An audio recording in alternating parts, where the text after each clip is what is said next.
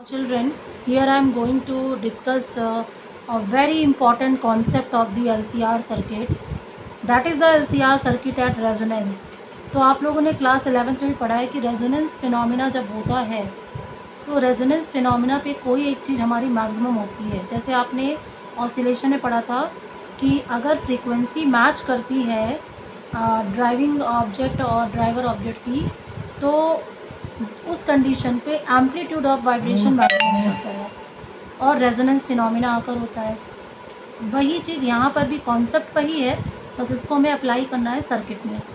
तो resonance phenomena takes place in the LCR circuit that is at a very specific frequency.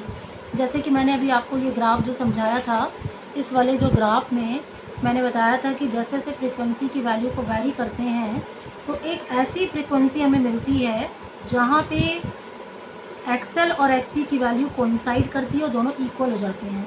और जब वो equal हो जाते हैं तो यही कॉन्सेप्ट हमारा कहलाता है रेजोनेंस फिनोमिना। और उस कंडीशन पे सर्किट की रेजिस्टेंस मिनिमम हो जाती है और करंट मैक्सिमम हो जाती है। तो देखो सर्किट की जो रेजिस्टेंस है वो आर के इक्वल हो गई है। और ये फिनोमिना होता है एक पर्टिकुलर फ्रिक्वेंसी पे जिसको हम कहते हैं रेजोनेंस फ्रिक्वेंसी।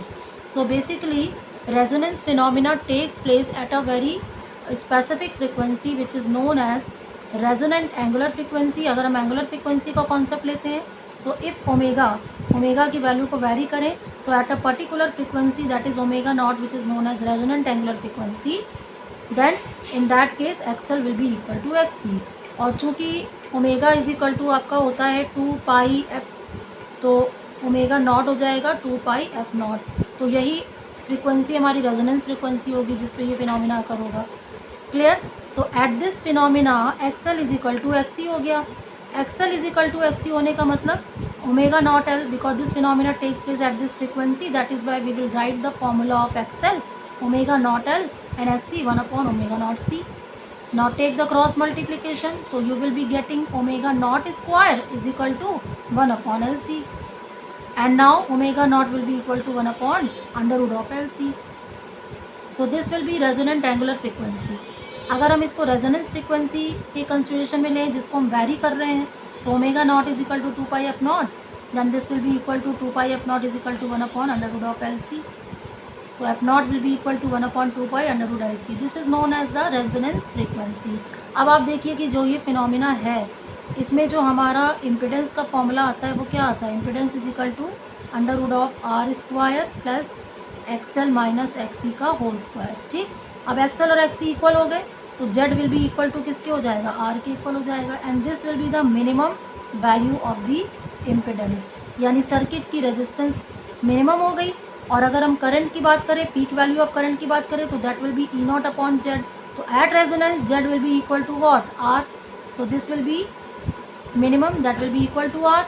तो ये जो करंट की वैल्यू यहाँ पे आएगी वो हमें क्या, हमें peak value of alternating current जो मिलेगी वो इस फ्रिक्वेंसी पे हमें क्या मिलेगी, मैक्सिमम मिलेगी। Okay, now features of series LCR circuit क्या क्या होंगे हमारे। Resonance phenomena occur at omega is equal to omega not at which XL will be equal to XC. Resonance frequency F naught 1 upon 2 pi under root LC, and Z will be minimum, and Z will be equal to R, which is minimum value. If Z will be minimum, then current I will be maximum and I naught also maximum. Peak value of current that will be equal to E naught upon Z or is equal to E naught upon R. Clear?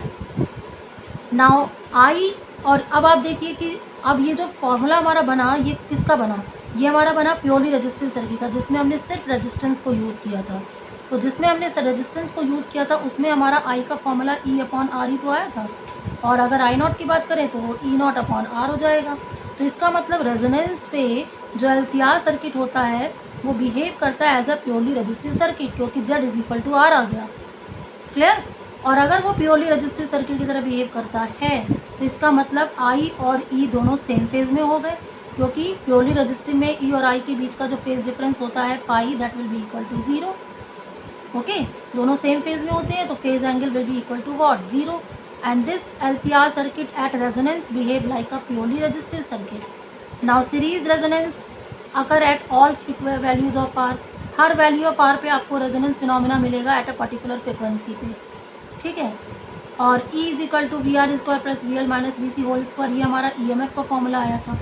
लेकिन resonance पे जब आपका XL is equal to XC हो गया और I की value क्या होती है, कांस्टेंट होती है, तो जब कांस्टेंट होती है तो जो VL माइनस VC निकालोगे, VL और VC की जो वैल्यू आएगी वो क्या होगी, that is VL is equal to I XL और VC is equal to I XC। अब I दोनों में सेम है क्योंकि सीरीज़ में तो I सेम रहेगा, और XL की वैल्यू दोनों इक्वल हो गई, XC और XL, तो इसका मतलब VL और VC भी क्या हो गए, इक्वल हो गए। तो VL is equal to VC हो गया एट रेजोनेंस पे, और जब VL is equal to VC हो गया तो इस फॉर्मूले में VL माइनस VC क्या हो जाएगा, 0। और वैसे भी दोनों 180 आउट ऑफ फेज थे और दोनों की वैल्यू भी सेम हो गई, तो दैट विल बी 0। इसका मतलब सीरीज LCR सर्किट में जो नेट EMF होगी वो किसके इक्वल होगी, potential drop across R, potential drop across R। Okay, now series resonant circuit is also called the acceptor circuit. Acceptor circuit इसको इसलिए कहते हैं क्योंकि ये सेलेक्ट, हम बहुत सारी फ्रिक्वेंसीज अप्लाई करते हैं, बहुत सारी फ्रिक्वेंसीज LCR सर्किट में हम अल्टरनेटिंग सोर्स के थ्रू लेके जाते हैं। तो क्या होगा कि ये जो सीरीज रेजोनेंट सर्किट होगा वो किसी एक फ्रिक्वेंसी को सेलेक्ट करेगा जिस पे रेजोनेंस फिनोमेना आकर होगा, और जेड की वैल्यू आई की वैल्यू जो होगी, करंट की वैल्यू मैक्सिमम हो जाएगी, और बाकी जितनी फ्रिक्वेंसीज हैं वो उसको रिजेक्ट कर देगा। तो इसीलिए सीरीज रेजोनेंट सर्किट को हम एक्सेप्टर भी सर्किट भी कहते हैं, क्योंकि वो किसी भी एक फ्रिक्वेंसी को सेलेक्ट करेगा एंड अदर फ्रिक्वेंसीज को रिजेक्ट कर देगा। Now after that this is the graph between the variation in omega and I naught. I naught is the peak value of alternating current and omega is the applied resonant frequency. तो यहाँ पे आप देखिए हम omega की value को increase कर रहे हैं, पहले हमें आई इंक्रीज़ करता हुआ दिखेगा, उसके बाद at particular value of omega is equal to omega not पे ये मैक्सिमम हो जाएगा, आई नॉट की वैल्यू मैक्सिमम हो गई and this will be again start decreasing. ये कब है, जब हमने LCR सर्किट में R की वैल्यू को हाई रखा है तो हमें आई नॉट की वैल्यू थोड़ी कम मिल रही है। ओके, आई नॉट ये मिल रहा है। अब हमने R की वैल्यू को थोड़ा सा कम किया in LCR circuit, then again you are varying the same frequency, again you will be getting the peak value of alternating current, but यहाँ पे अल्टरनेटिंग करंट की वैल्यू इसके कंपैरेटिवली क्या होगा, ये आई नॉट 1 हुआ, ये आई नॉट 2 हुआ, इसके कंपैरेटिवली हमें हाई मिली। Why, because you have decrease the value of R। Okay, जब हम R की वैल्यू को कम करेंगे तो रेजोनेंस सर्किट में इम्पिडेंस कम होती जाएगी और आई नॉट की वैल्यू इंक्रीज मिलेगी। Now again we have taken the LCR circuit and we have reduce the value of R from this value. अब हमने R की वैल्यू को बहुत कम ले लिया तो I naught is equal to E by R, resonance पे और कम हो गया, ये R और कम हो गया and I naught will be increased more, so you will be getting the high value of peak value of alternating current। तो आपने देखा जैसे जैसे हम R को वेरी कर रहे हैं हमें peak value of alternating current की वैल्यू ज़्यादा मिलती जा रही है, और ये सारे फिनोमिना पीक वैल्यू जो मैक्सिमम वैल्यू हमें करंट की मिल रही है ये एक पर्टिकुलर फ्रिक्वेंसी में मिलेगी जिसको हम कहेंगे omega is equal to omega not resonant frequency.